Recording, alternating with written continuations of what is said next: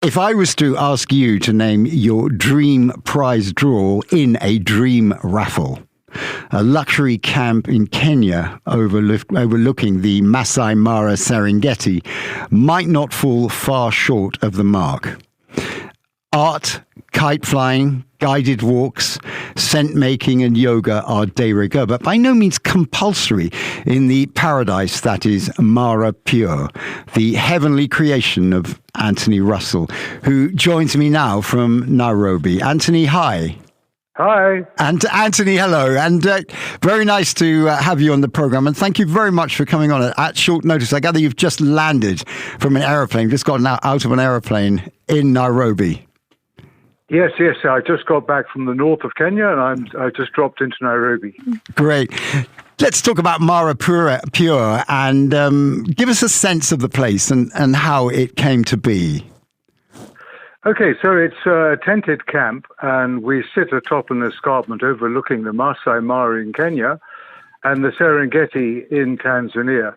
The way it became to be was I wanted to have a private place where I could do my art safaris, and it started like that and blossomed into what it is today. That was about 2 years ago.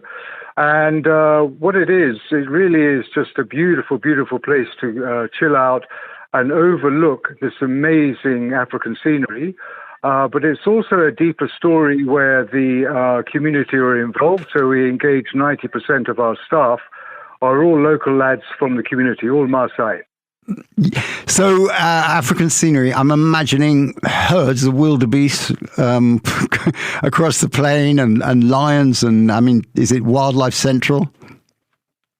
Yes, in season, August is the migration that comes in, the wildebeest migration from Tanzania, and it comes all the way through to us, underneath us, in fact.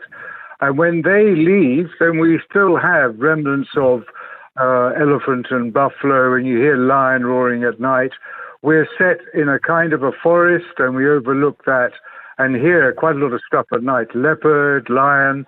It's pretty exciting, and it's, yes, you see all the game below you. Do you fear for the wildlife? How is it doing? Well, especially in the Mara, it's probably one of the highlights of a safari you can go on, because you've got everything there, and you can go and see what they call the Big Five in a day. So you can see your rhino, your buffalo, your lion, your leopard, your elephant. It is thriving and booming because of this flux and flow between Serengeti Park in Tanzania and the Masai Mara.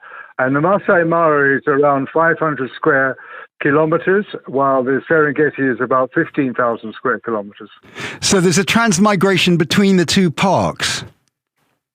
Yeah, that's right. It comes in from Serengeti in July, August, stays with us until September, because we're at the top. Consider it like an iceberg. Mm-hmm. Come into the Mara and then go all the way down into the Serengeti. They're cyclic, so they'll follow the rain. And so they'll come into where we are in Kenya, in the Masai Mara, in that season, and then they go out again. Anthony, give us a sense of your connection with Kenya. Okay, so my parents came out here from UK, and they sorted out luxury private canvas camping. And I grew up in Nairobi. I was born in Nairobi. I'm a British guy, but I'm actually Kenyan as well. And so I got very, very deep connections with Kenya. I speak 3 or 4 of the languages here, and I grew up here. I've obviously bounced around all over the place. I'm a designer, architect, and I'm also an artist. Yes, and much of your publicity, which is a really impressive website, and I'll get that from you before the end of this conversation so people can look at it. Sure. It features some quite extraordinary works of art that I presume are yours. Yes, what it is, it's photographical work of mine taken over the last 20 years, and I embellish that with the love and the passion of Africa. So it's artifacts and paintworks over top.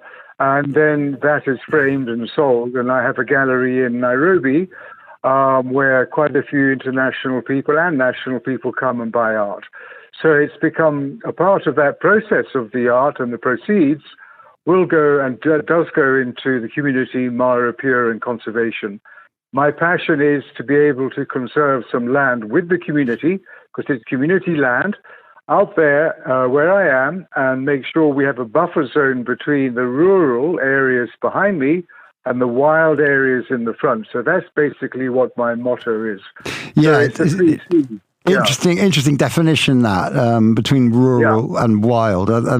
So the rural areas presumably are farmed.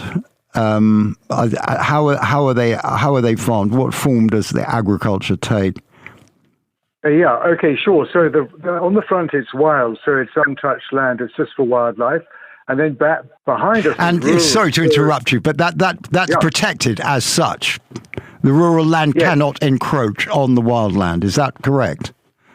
Yes, but there is a strip on the top where I am, which is not protected, and we are aiming at protecting that strip of land. Mm-hmm. For example, where the camp is, we've got 600 acres around there, and then we have other neighbors around us that have the same philosophy, and we are joining up all these areas here and paying for the lease to the local Maasai landlords in order to conserve the front as being wild.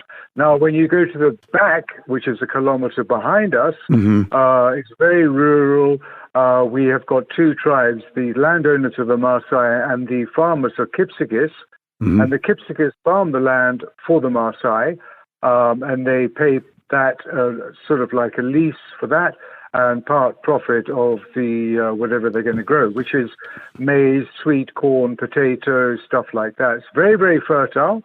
We're at 7,000 feet, and they have a very, very good relationship together. And the Marapura is as part of the local community is engaged in tree planting, beekeeping, wild-fowl breeding. That all sounds tremendous. That sounds tremendous, and that is largely rural, isn't it? Well, it's your participation in that rural land. Yes, correct. I mean, what we do is through some other donors who have come in, some friends of mine, is that they would come in and give it's actually a women's group, and give out goats, give out sheep, give out honey hives. And the idea and the philosophy is once you've made it, pass one on. So it's a pass one on to your neighbor so that we can grow and encourage the commercial side of conservation and community. So if I'm coming to Mara Pure as a punter, as a holidaymaker, what can I expect? Okay, the first thing you can expect is a lot of people that just drive through and down to the escarpment on the drop-off go, wow. You just look at that view, and a lot of people go, oh, my God, look at that. They never expect it. And you can see endless, thousands of kilometers of wilderness right in front of you. Wow. So it's a tented camp. It's very, very comfortable. Other people have said it's quite sexy. You've probably seen the pictures. And we have a staff of 14 there, all Maasai, all trained up. And we have first-class food, and we have great service, and we have great views. And then we have activities, which is kite flying, seed balling, which is seeds, acacia seeds that you can catapult off the edge, have fun, kiting with the kids. You want to go and see the local community and how they live. We'll take you to a manyatta, which is a Maasai homestead, and you can go in there and you can actually milk a cow. You also walk with the Maasai. This is their land. They understand it, and they will look after you because they're very, very protective. And so you would go for the walks. And then the other thing is we do a line of scent. I have my own line of scent making from wood. And from wood, you would see what kind of a scent you would like. Then we put that together with you and teach you with my manager, and then I, on top of that, would come in and do the artwork. Now, the artwork are prints of mine, 30 by 20 inches or so, and you choose which one you want, and then I mentor you through a process of putting the mixed media on top. When that's done, dry time is then done, you can either take that with you or we ship it to you, and it's part of the process. Yeah, and I've seen the art, and it's absolutely beautiful on your website. Now, just rewind, Anthony. You said a couple of things there that I don't understand. Seed balling? Yeah, so seed balls, it's a seed that's encapsulated in charcoal, and it's a round ball, and you catapult it all over the place. So you can drop it by air, you can do anything you want with it, and it goes into the ground, and it germinates, and it creates an acacia tree. So it's a part of a reforestation program. It's very big in Kenya. Mm-hmm. And so we take that ball, and for the kids, you just get in the catapult and throw it off, and catapult it off the edge or around the area, wherever you want. If you go on a game drive, take a bag with you, throw it outside. And invariably, you then find in 3 or 4 years' time, the saplings come up and you've got acacia trees. Wow! So you don't have to plant the seeds. So you just throw a small grenade of seeds out. Yeah, wicked. Literally, yeah. You can have a lot of fun with it, and it's great fun. You know what I mean? Just catapulting that off. Even the kids love it, but the adults say, "Hang on, let me have a go," and they have a go with it, and they love it. Wow. And you really do see results. I'm a tree man by profession, and I've spent many a hard afternoon planting. But this sounds great. Yeah. The other thing that I wanted to pick you up on was oud. What is oud? Yeah. Okay, oud is there's a certain tree called the oud tree, and most of that's in Pakistan. And when they get an infection, they would. Where the infection is like a wound on a tree, they would then seal that with its own resin, and that is collected. It's a very, very, very well known base for perfumes in the East. And so I've got the original oud, because now you also got stuff that's been made which isn't as good as the original. So I've got that in an oil form, and then I've got plants from the local area that smell like lime or lemon or raspberry, and we've extracted the oil from that. And then you mix as a punter or a client, you like that scent, and we put it together, drop here, drop there, drop here, drop there, till you come up with something you really like. And it's a bottle of that given to you, and that's your very own scent that you make at Mara Pure Camp. A wonderful memento, Anthony. If we want to look at Mara Pure, can you give us the website, please? Okay, so what we've done, we're sort of anti-branding. We are quite high profile, and I'm currently doing a one-pager at the moment. I've just had a photographer down there. And then once that is ready, I will give that to you. I've sent Jeff a load of images, though. And if you want to give me your WhatsApp or whatever, I can send you that and videos of Mara Pure. But Jeff has all that. So we are not officially branded as Mara Pure yet, but we will have a one-pager out. Okay. I guess the point I'm coming to is that you have very kindly offered 2 nights and 2 days at Mara Pure to the winner of a local raffle that's happening here on the Costa del Sol. Yeah. Well, sure. Thank you very much. I'll be very welcome. I'll be giving those details in a moment. But in the meantime, it's been great talking to you.